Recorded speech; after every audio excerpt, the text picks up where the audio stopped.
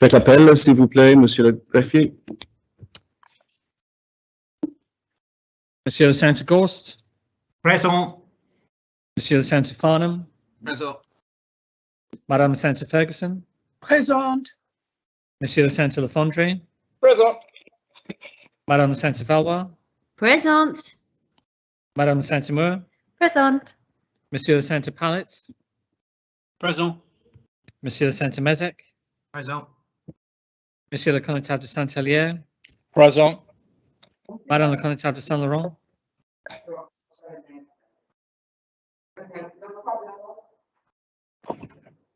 Madame la Connétable de Saint-Sauveur, Présente. Monsieur le Connétable de Saint-Brelade, Présent. Monsieur le Connétable de Gruville, Présent. Présent. Monsieur le Connétable de la Trinité, Présent. Monsieur le Connétable de Saint-Pierre, Présent. Monsieur le Connétable de Sainte-Marie, Présent. Monsieur le Connétable de Saint-Ouen, Présent. Madame la Connétable de Saint-Martin, Présente. Monsieur le Connétable de Saint-Jean, Présent. Monsieur le Connétable de Saint-Clément,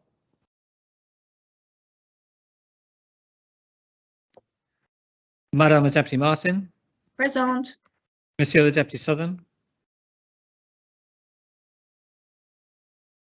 Madame la Deputy de Gruville, Present. Monsieur le Deputy Lewis, Présent. Monsieur le Deputy Tadier, Présent. Monsieur le Deputy Higgins, Présent. Monsieur le Deputy Marcel,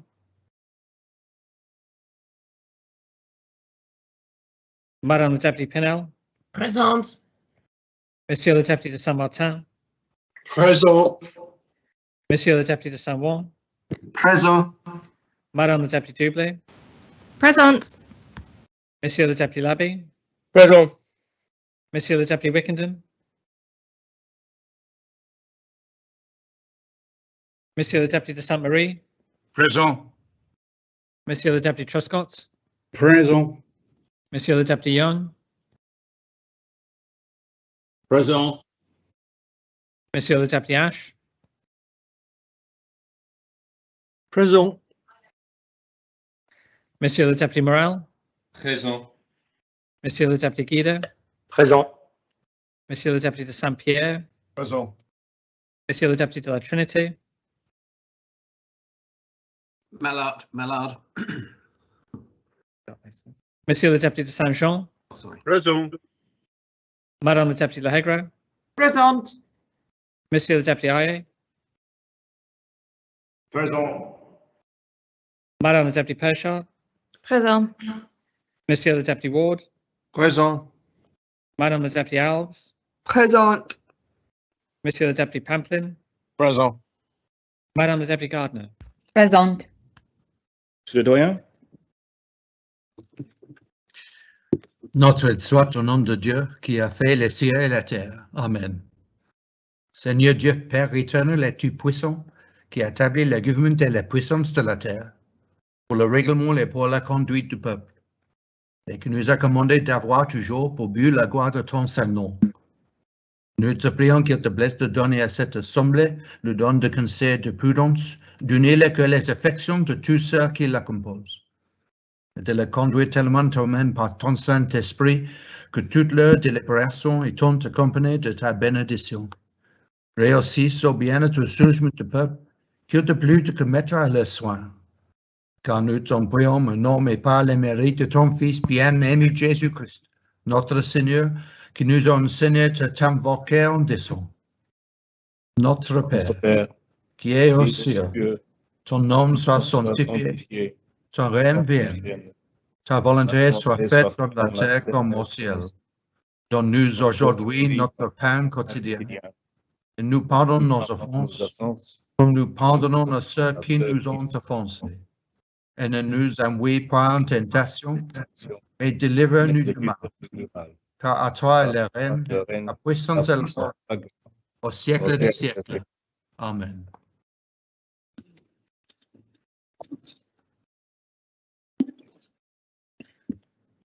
Madame la Connétable de Saint-Laurent,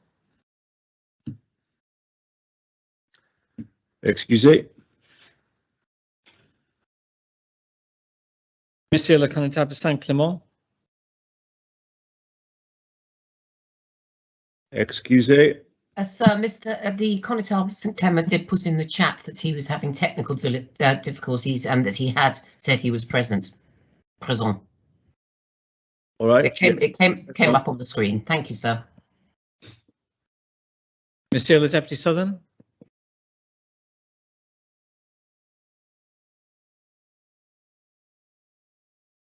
Monsieur le Deputy Masson. Excusez. Monsieur le Deputy Wickenden. Sir, Deputy Wickenden is attending a medical appointment this morning and will be with the Assembly as soon as possible, so he can be marked excusez. Yes, Excusez. Yes. Monsieur le Deputy de la Trinity. Sorry, so I jumped the gun previously. The Deputy of Trinity is Mallard. Thank you. Je jure que Monsieur le Député de la Trinité est tellement disposé qu'il ne peut pas assister aux tâches sans exposer sa santé.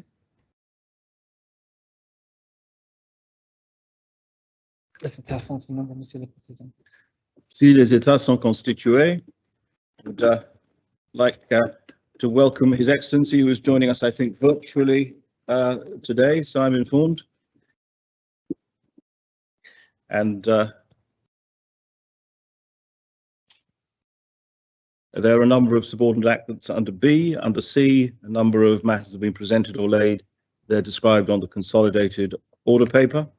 Under D, the following matters have been lodged. Radiotherapy unit in Jersey, P113 amendment lodged by the Minister for Health and Social Services.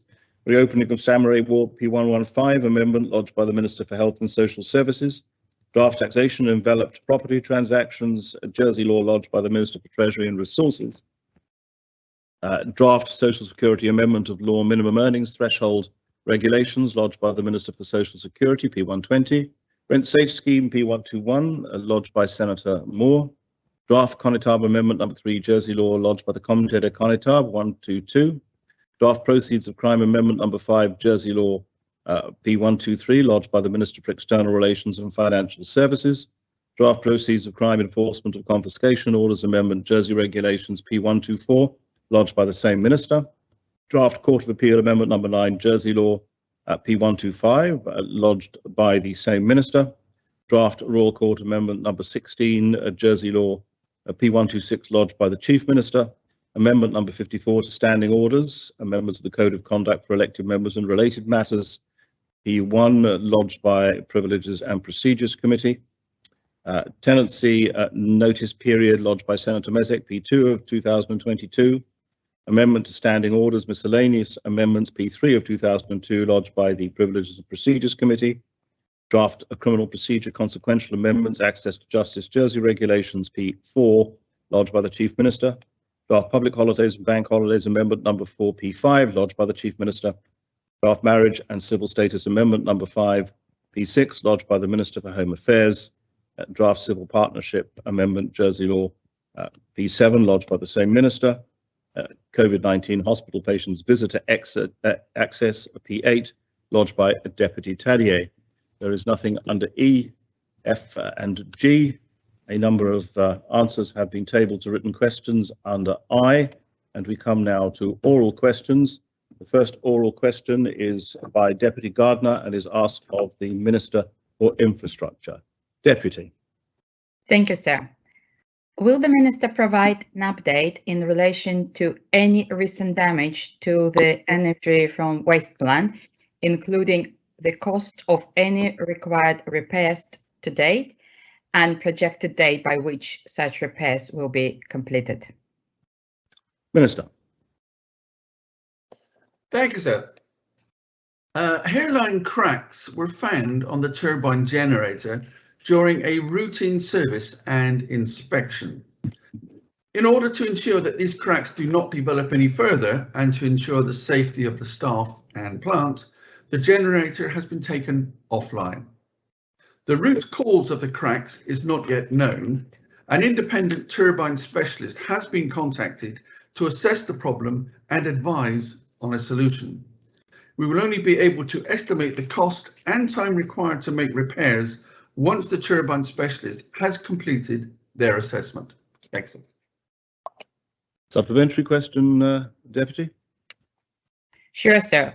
We're thinking about a 11 years old waste plan. Is it something to be expected? And also, would the minister clarify the timeline for inspector to come over and to assess? As the Deputy quite rightly says, sir, the plant has been running successfully for over 10 years without any major problems with the generating system. So during the routine shutdown, these cracks were spotted. They are hairline cracks and barely visible to the naked eye, but they are there.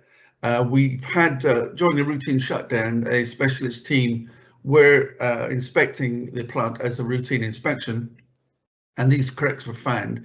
We do have some forensic inspectors, if you like, who will examine the minutiae of the generators coming over either this week or next week to give us the all clear, hopefully. Thanks, sir. Deputy Ward.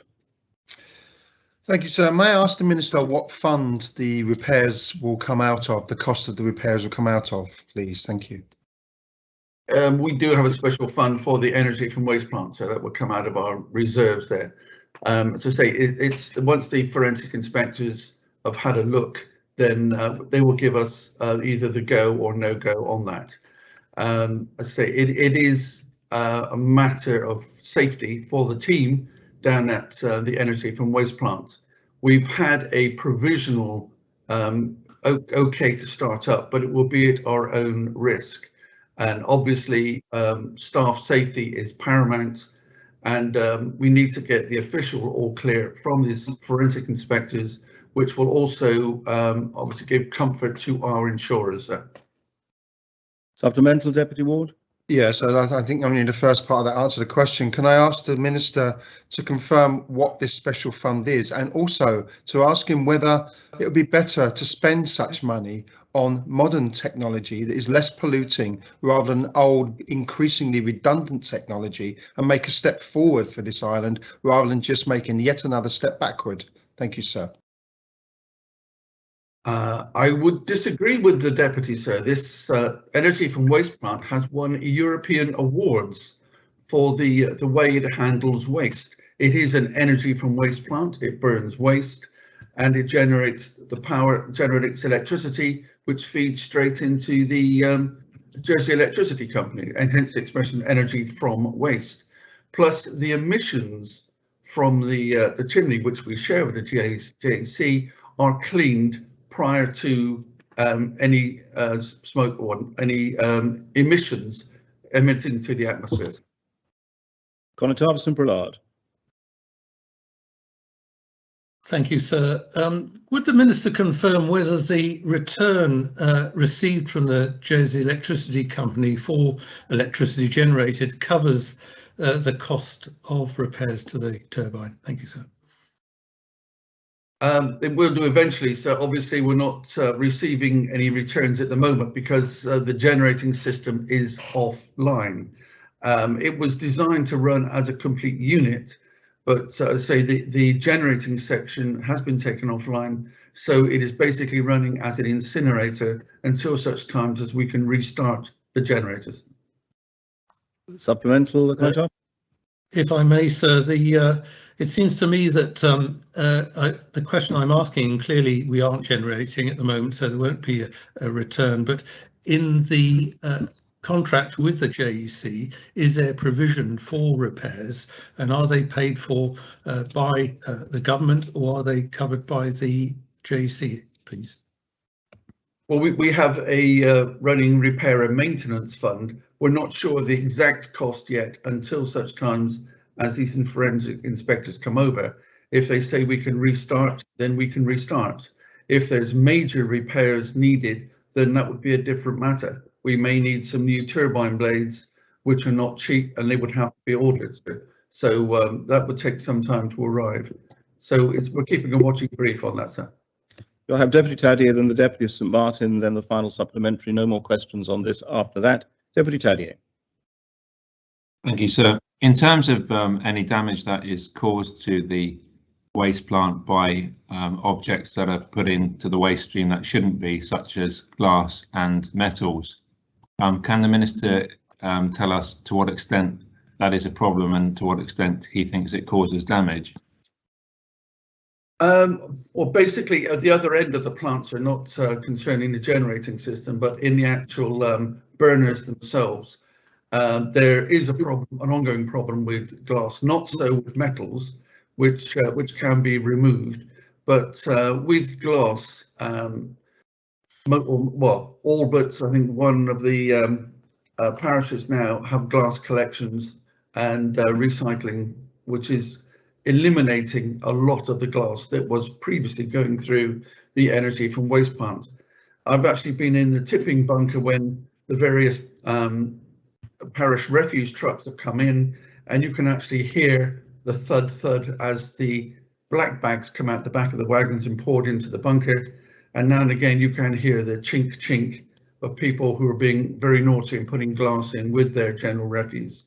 I mean, even if your particular parish does not have glass collections, there are glass collection bins around the island that could be used, because once the glass goes into the system, it does actually melt and cover the moving grate on the bottom, which conveys the refuse forward. So that's part of the cleanup process. We have planned shutdowns. We have basically 2 burning streams, and one is often shut down for cleaning, and somebody literally has to go in there and chip away at this glass that's melted on the grate. So we, if at all possible, we like to keep glass and metals out of the system, sir.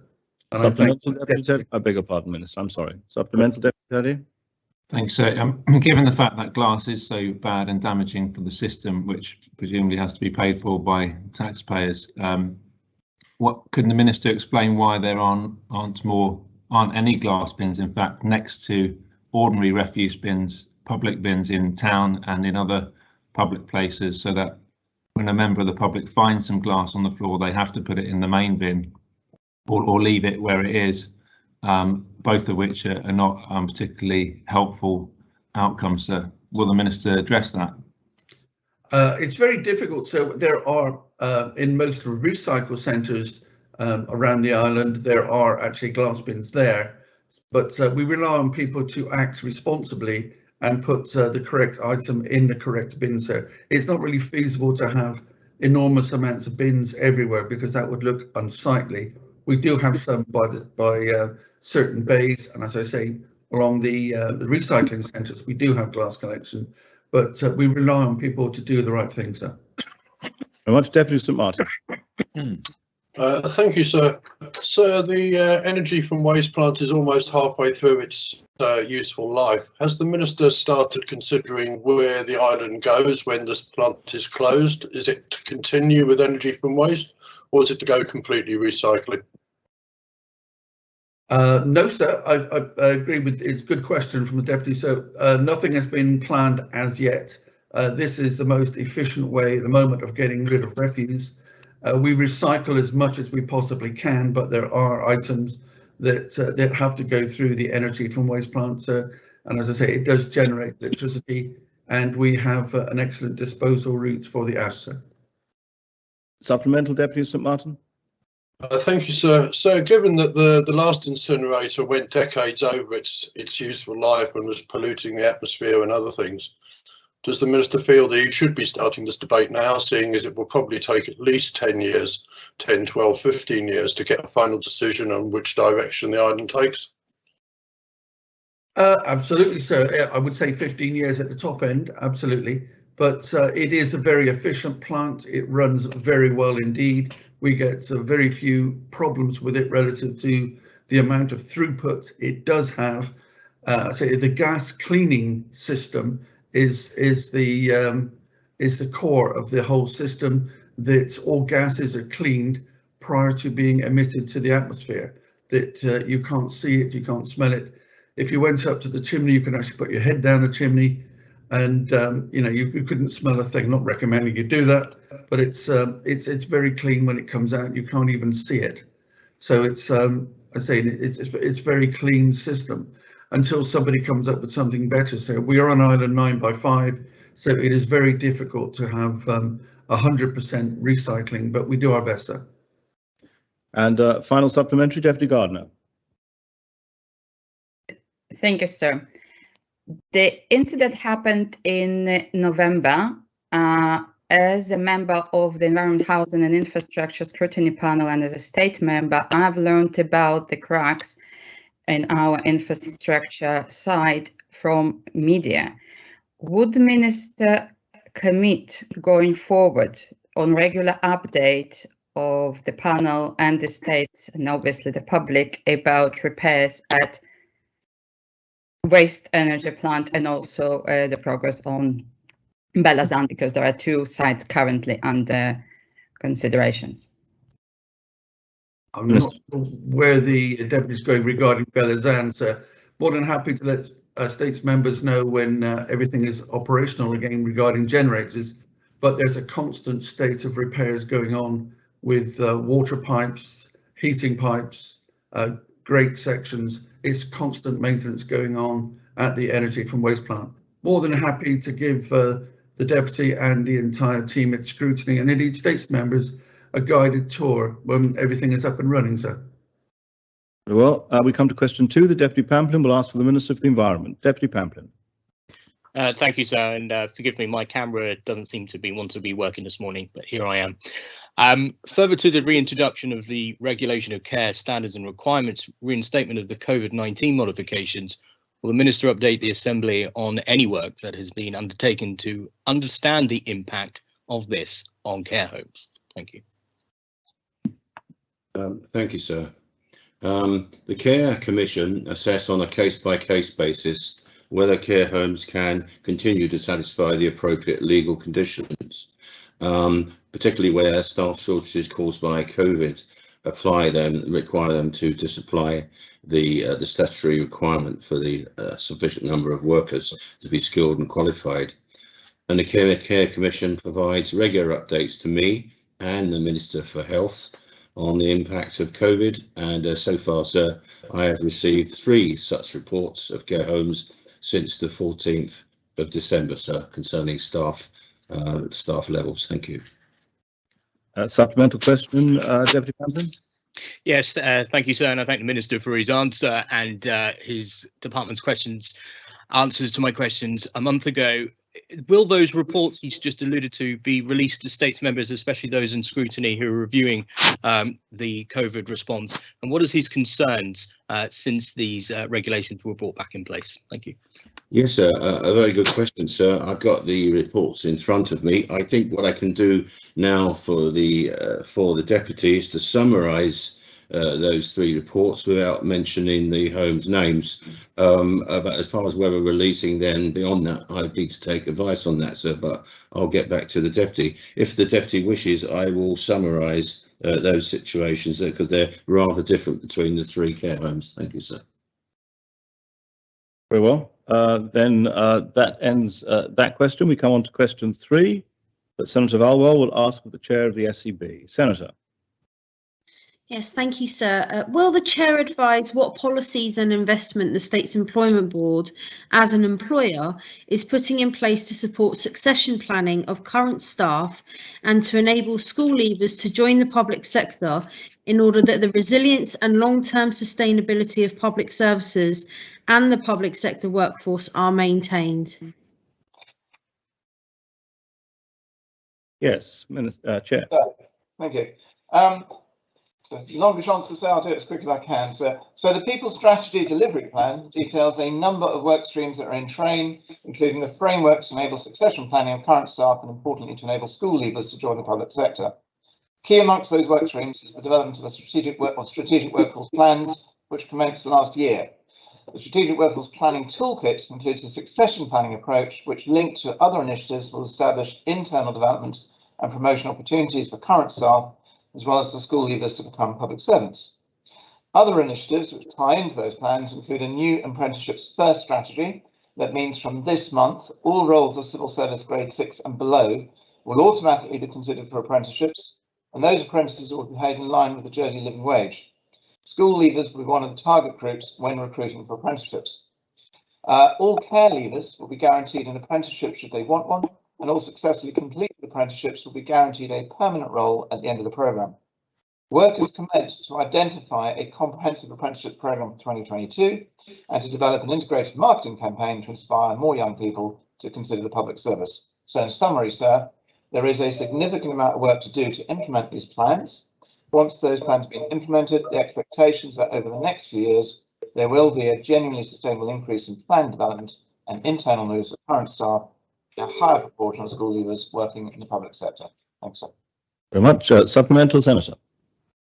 Yes, thank you, sir. Can I ask the Chief Minister or the Chair whether, as part of the People Strategy and the toolkits that have been developed, what discussions or what interaction have the board had with the likes of the Curriculum Council and Skills Jersey around communicating and advancing encouragement of our younger generation, including graduates, to join the public sector workforce?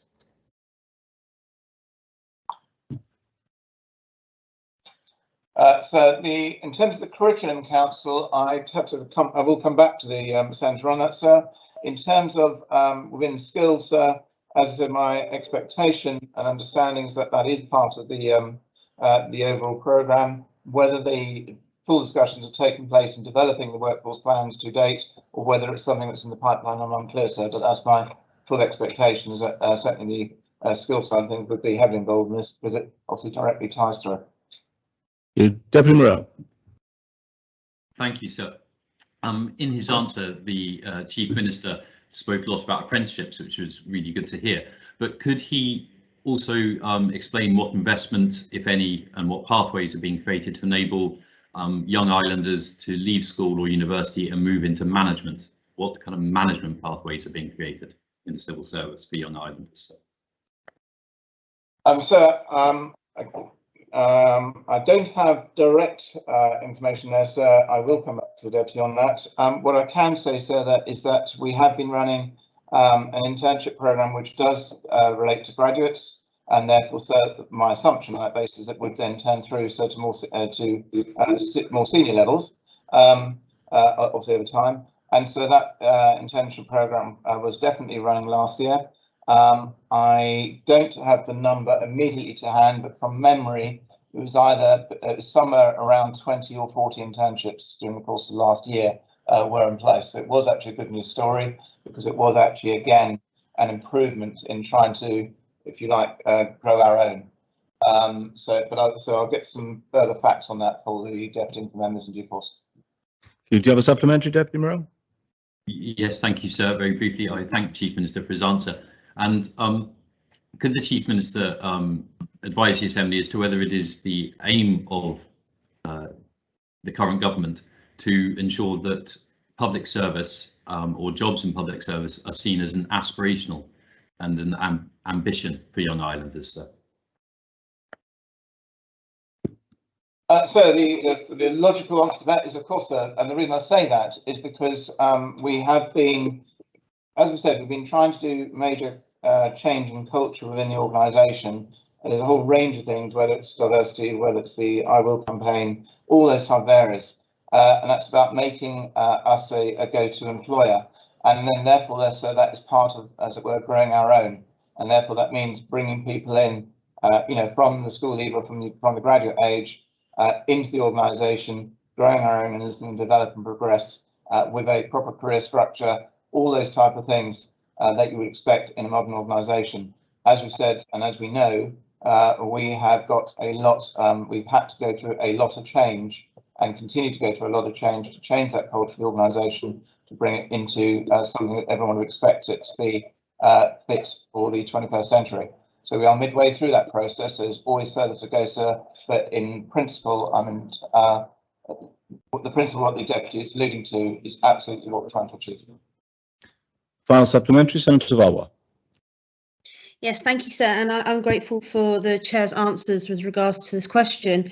Would the Chair commit to providing a specific update in the States Employment Board's annual report on the success of whether that's the new apprenticeship schemes for grade 6 and below, whether that's graduate internships and management leadership inclusion for the public sector, and any gaps in that analysis that may require further changes to educational policy or changes to training initiatives in the public sector workforce?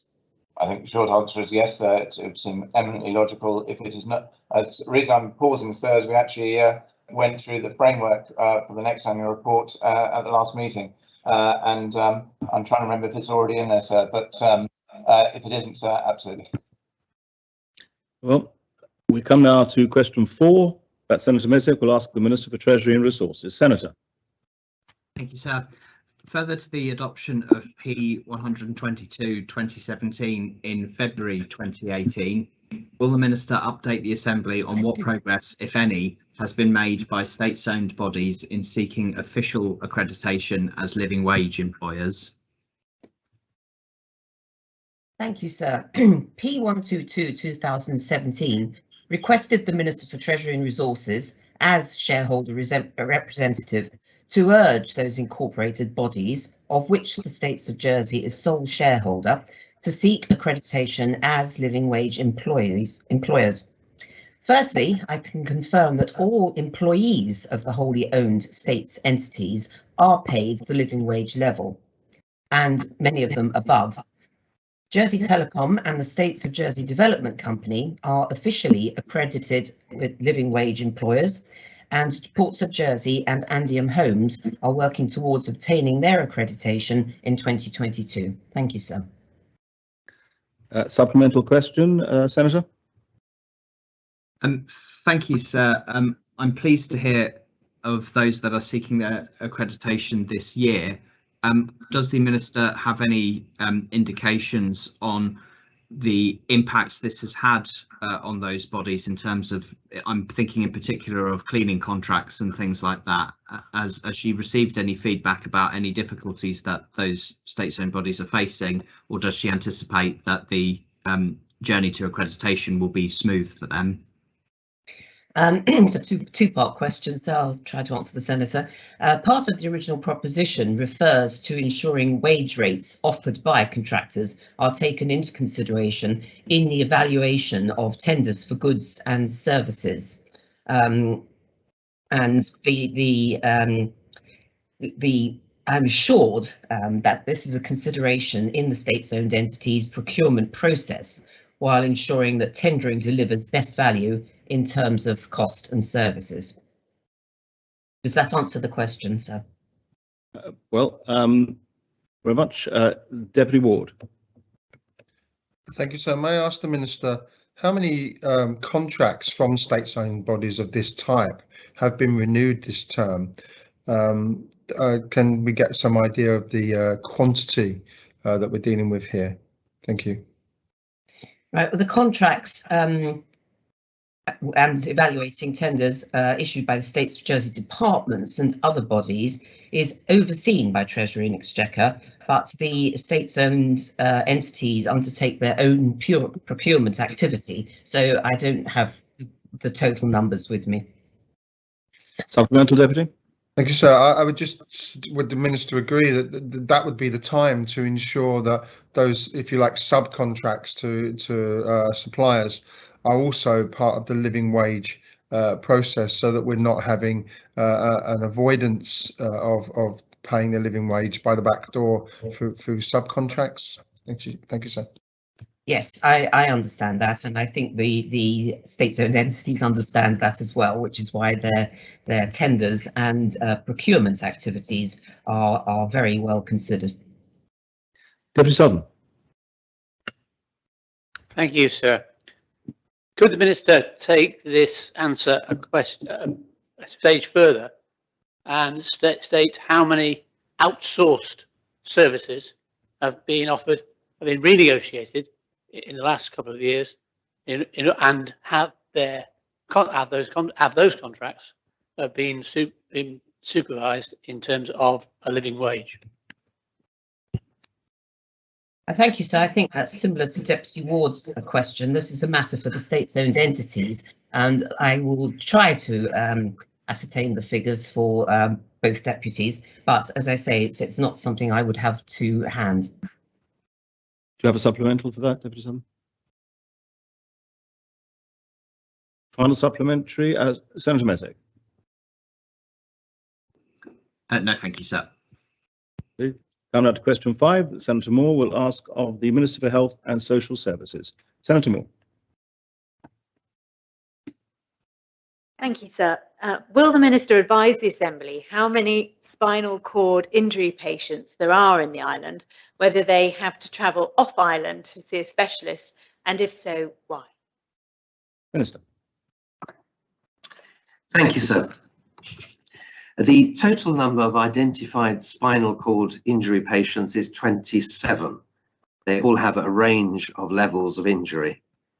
Due to the small number of patients and the need for highly specialist input in the acute phase, and for patients who require ongoing invasive ventilation, these patients are supported off-island in a specialist unit. Once patients are stabilised from their acute phase of injury, they return to Jersey, where their rehabilitation needs are met on island. Patients with a spinal cord injury work with our team of health professionals and have a tailored rehabilitation program to continue their recovery and maximise their independence and abilities. Thank you, sir. Supplemental, Senator. Thank you, sir.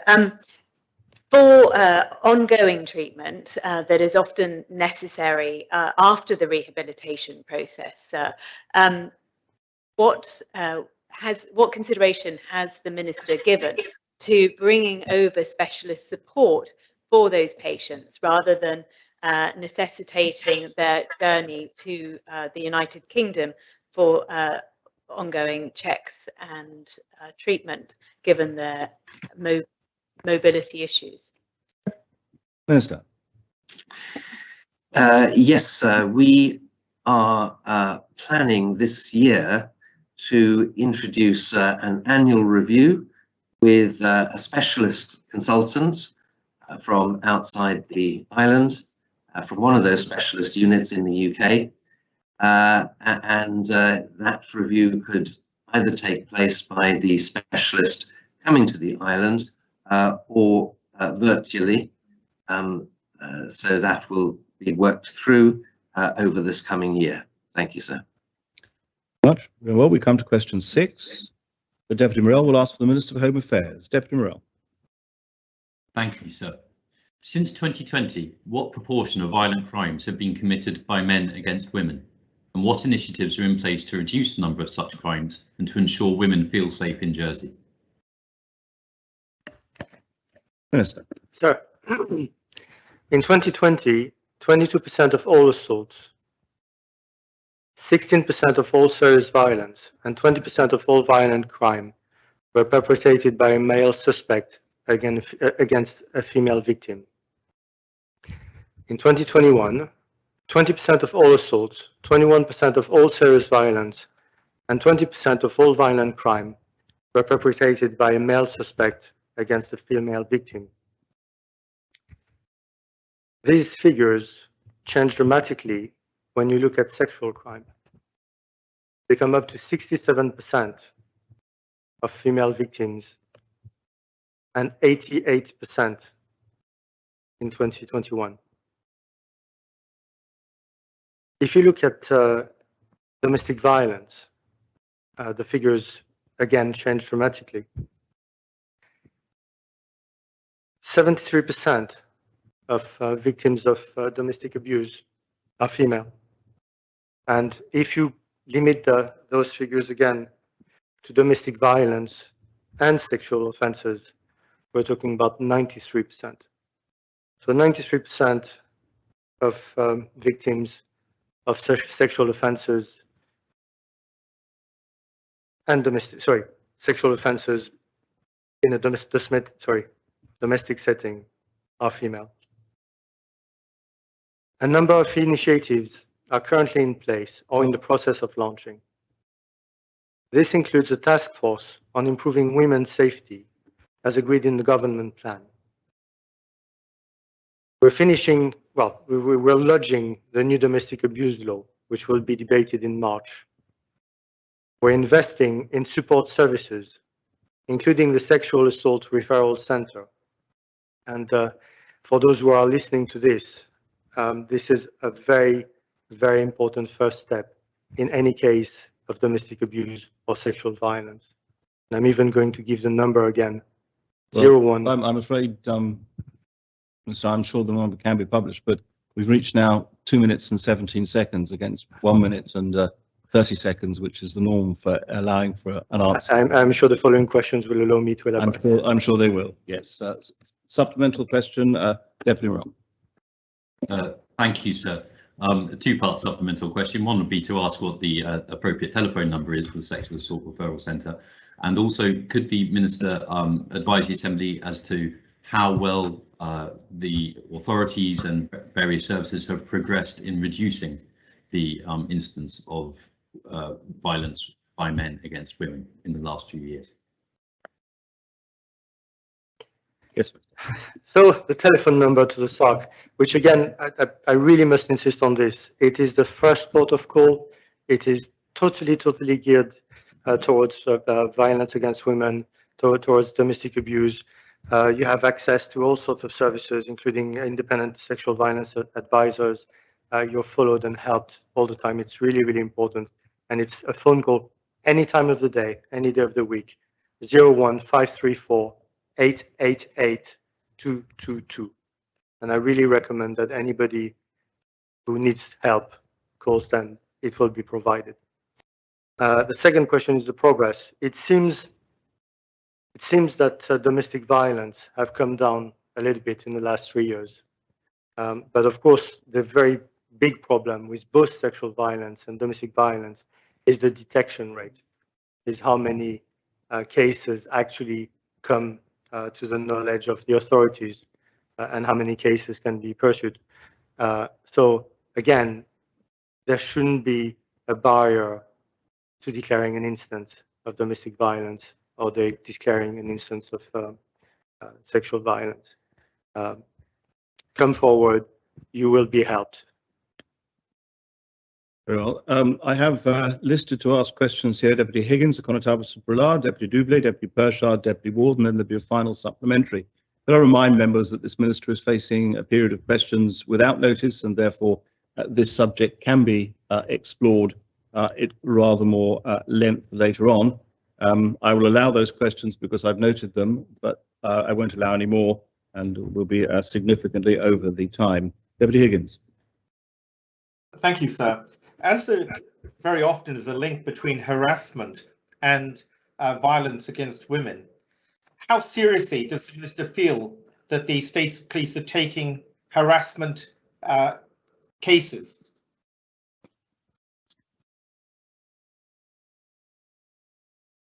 The only thing I can say is very seriously. We take all cases seriously. So there's no limitation to what you can come and complain about to the police, and it will be investigated. Supplementary, Deputy Higgins. Thank you, sir. Yes, I'm afraid the experience that I have had, that deputies have had, representing some people, some women who've been harassed, has not been that positive by the States of Jersey Police. And as the State's Police Complaints Board is totally ineffective, what action will the Minister take to ensure that harassment cases are properly dealt with? The regulations, the laws governing the work of the Police Complaint Authority have changed recently, and it has been given much more powers. It can now follow and direct investigations rather than just examine them when they're finished. So that's very important.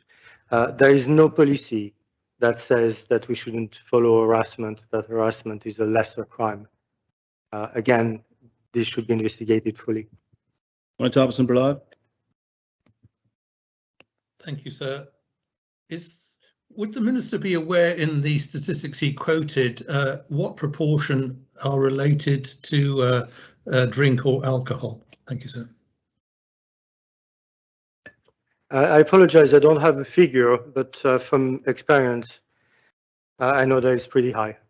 Alcohol is a major issue in domestic violence. It is known, it is a problem. Supplementary for that, Connotab? As a brief supplementary, sir, please, would the Minister support a revision to the licensing laws? I think we need to have a drug and alcohol strategy for the island. We used to, it was suspended for a few years, but we are restarting it. And certainly that is work for the, we have actually, Health actually hired a person to take care of the drug and alcohol strategy. And that is definitely a job for them. We need to go somewhere with this and not just let it happen. Deputy Douglé. Thank you, sir. The Minister quoted figures on violent crime and then he went on to quote figures on domestic violence. Were these figures on domestic violence included in the initial figures on violent crime, please? Yes, indeed. We're talking about all crime. So the original figures about all crime. I mentioned assault and serious violence. So yes, domestic abuse figures are quoted within those. Supplementary, please. Yes. Thank you, sir. And could the Minister please circulate these figures to members, please? Absolutely. Sure. Deputy Pershard. Thank you, sir. Given that so much violence against women is carried out by male perpetrators, what plans are in place to undertake preventative and rehabilitative measures targeting male perpetrators of violence?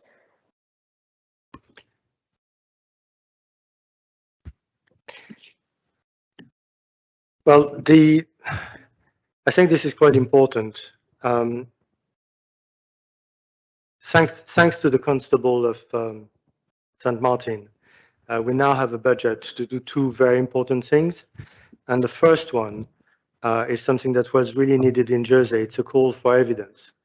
So we are going to work on knowing exactly what the problem is in Jersey and whether it's different from any other jurisdiction.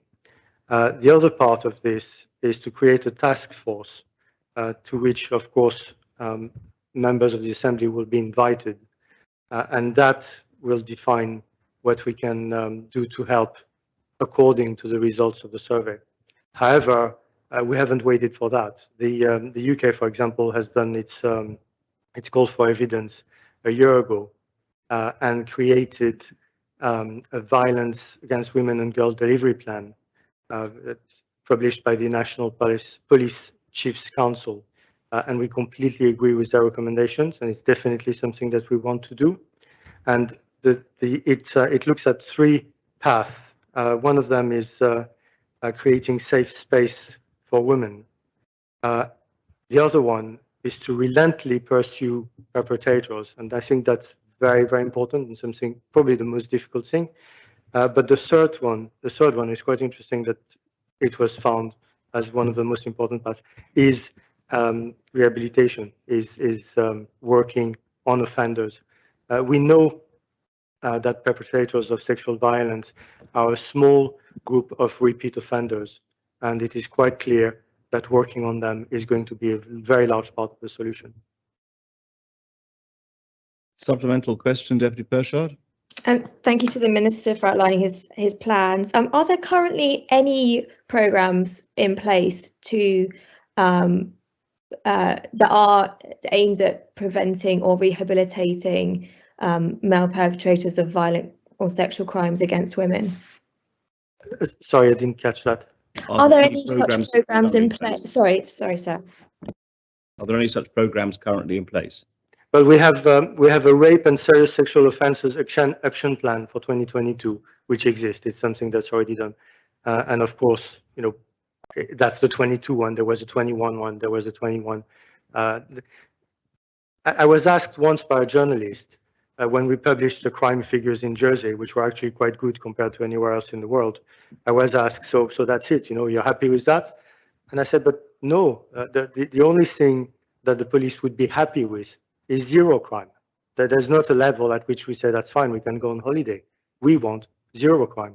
And certainly, as far as violence against women and girls is concerned, we want none of it. That's our goal. Deputy Ward. Thank you, sir. May I ask the Minister, does he feel that the balance between the actions that women have to take to prevent attacks is balanced with the actions that men should be taking who perpetrate those crimes? And does he see that that attitude needs to be addressed urgently in order to stop these crimes happening, rather than asking women yet again to take more action to protect themselves? Thank you, sir.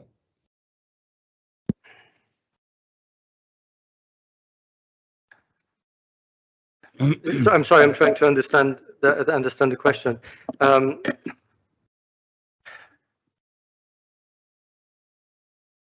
Sorry, do you want me to? A woman shouldn't be a victim.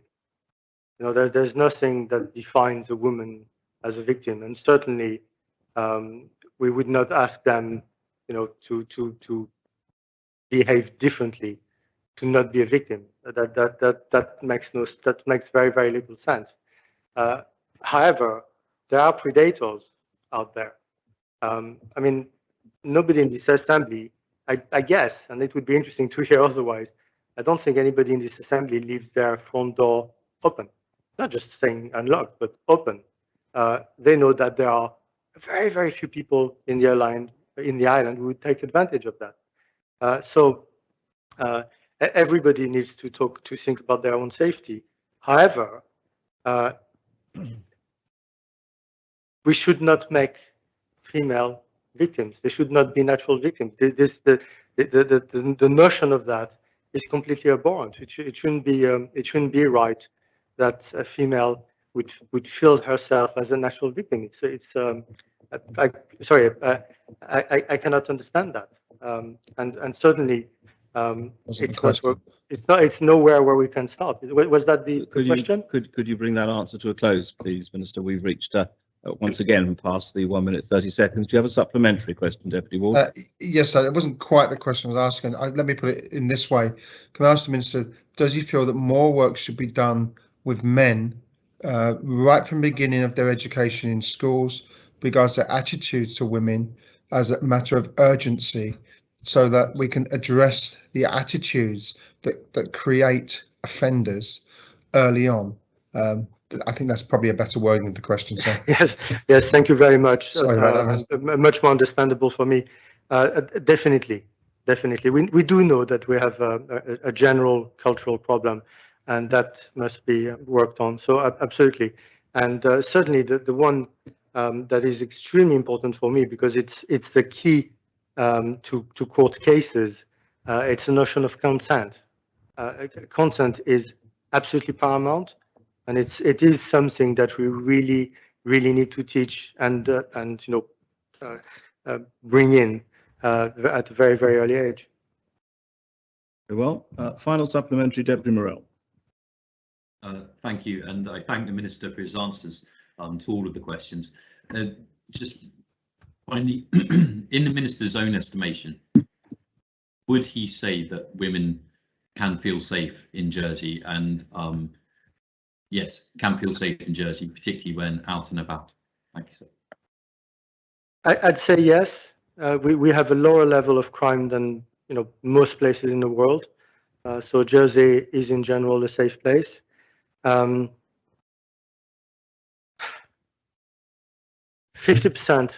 of violence against a person is domestic abuse related, and I think that's definitely a problem that we need to address. It seems to be still lower in Jersey than it is, for example, in the UK. But we know that there is so little detection of cases that it is definitely something we will need to work on. The new law will be an extremely good start for this, because we have a proper and modern definition of domestic abuse, and I really hope we can work on this. Very much, Minister. That's a little bit before 10:30 when the Assembly is to adjourn. I propose, therefore, to adjourn now and to resume again at 2:15.